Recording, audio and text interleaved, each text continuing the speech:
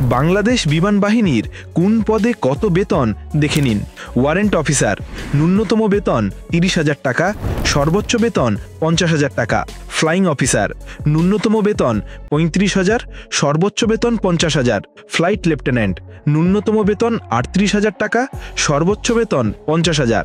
Squadron leader, ন্যূনতম বেতন 43,000 টাকা, সর্বোচ্চ বেতন 55,000। কমান্ডার, ন্যূনতম বেতন 50,000, সর্বোচ্চ বেতন 70,000। গ্রুপ ক্যাপ্টেন, ন্যূনতম বেতন 61,000, সর্বোচ্চ বেতন 78,000।